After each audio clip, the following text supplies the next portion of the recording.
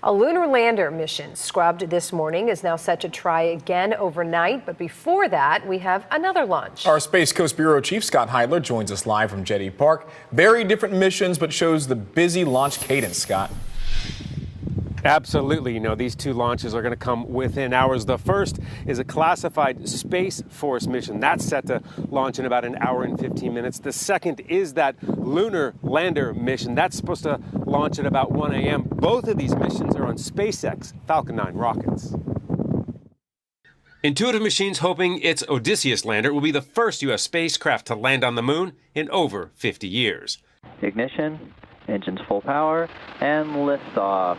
The IM-1 mission is part of NASA's Commercial Lunar Payload Services, known as CLPS, to build science and understanding of the moon's surface ahead of coming Artemis missions that will ultimately return humans to the moon. But before that, a Space Force mission is set to launch from the Cape, 2 missions with important payloads. I think this is showing that the U.S. government is okay with SpaceX doing this type of launch cadence or number of launches in a very short time period as well. And so if this goes well, then I think we'll see many more of these. 2 launches within hours is becoming more common. But 2 boosters returning to landing zones, that's something new. Stage 1 landing confirmed. But according to Eric Berger, who wrote a book about SpaceX, this is part of the plan. SpaceX has sought airport-like operations.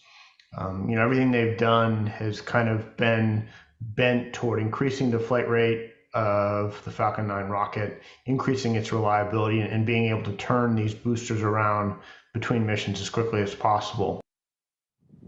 So busy few hours here. You know, that first launch again in about an hour and 15 minutes will be at the Cape Canaveral Space Force Base, and then later the 1 a.m. launch, the lunar lander launch from the Kennedy Space Center. So very busy times, and also both of those boosters are going to land right here on the Cape. Reporting live on the Space Coast, Scott Heidler, WESH 2 News.